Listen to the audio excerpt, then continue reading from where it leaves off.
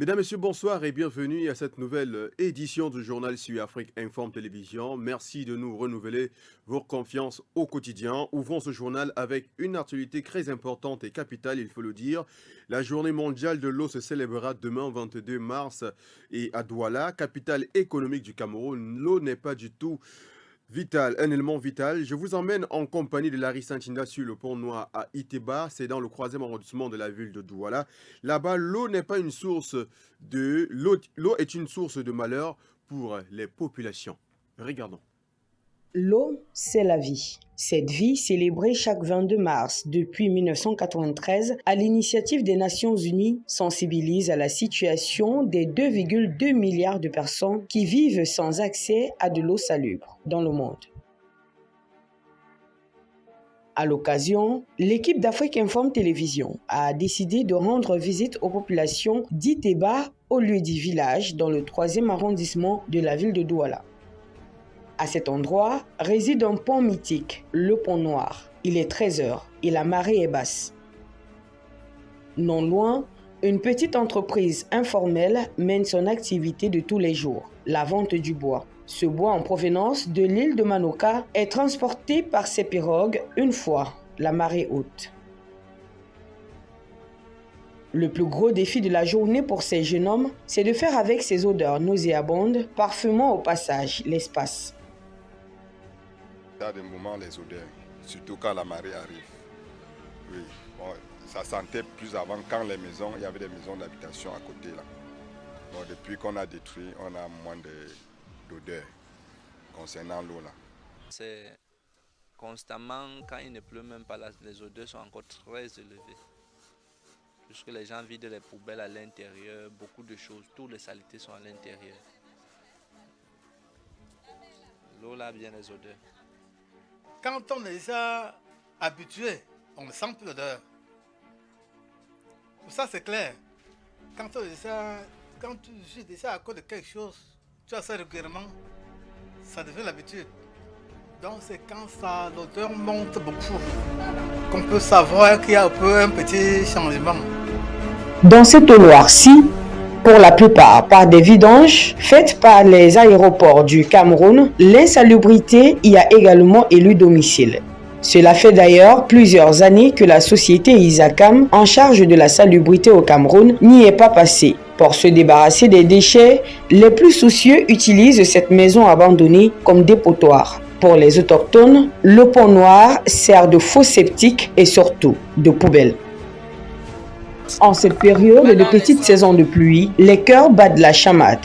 Il faut déjà trouver des solutions avant l'avènement de la grande saison des pluies dès le début du mois de juillet. À chaque fois qu'il pleut ici, en effet, le scénario est tout autre. Il y a des fois où l'eau vient que c'est noir. Mais le problème avec l'eau là, c'est même pas parfois la couleur parce que parfois ça varie. Il y a l'eau des rigoles qui arrive aussi qui se mélange avec l'eau là. Quand ça vient maintenant, ça peut prendre une teinte un peu couleur terre. Vous voyez un peu. Mais le véritable problème à l'intérieur, c'est l'odeur. Parce que c'est une odeur nauséabonde. Apparemment, l'eau là est mélangée avec de l'acide. Donc quand ça entre dans les maisons, après quand ça part, on voit comment donc il y a certaines choses qui commencent à pourrir, qui se mettent à pourrir.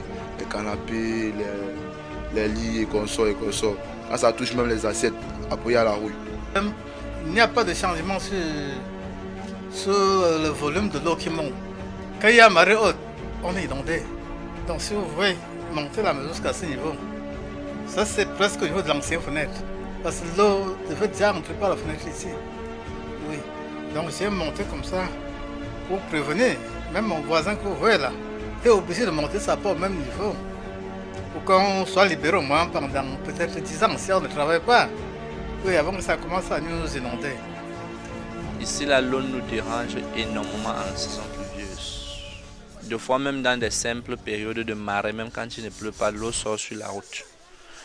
Comme vous pouvez le constater avec tous les nids de poules d'eau qu'il y a sur la route là, c'est ceux qui viennent et qui ne partent plus. Ça attend le séchage. Puis vous avez des cycles, mais c'est voir des soirs des cycles. Oui, mais vous dites voilà. Quand il y a un rainfall, inondé, so all kind d'outils, il y a des hosts. Il y a pourtant 3 ans, le gouvernement avait entrepris une casse des maisons proches de ce pont Noir, question de créer un drain pour canaliser les eaux et les mettre à l'abri. 3 ans plus tard. Inutile de vous dire qu'il n'y a ni drain, ni recasement et encore moins des prises en charge sanitaires après le passage d'une forte pluie.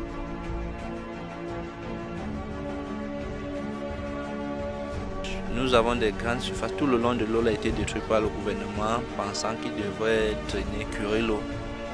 Déjà plus de 3 ans qu'ils ne l'ont pas fait.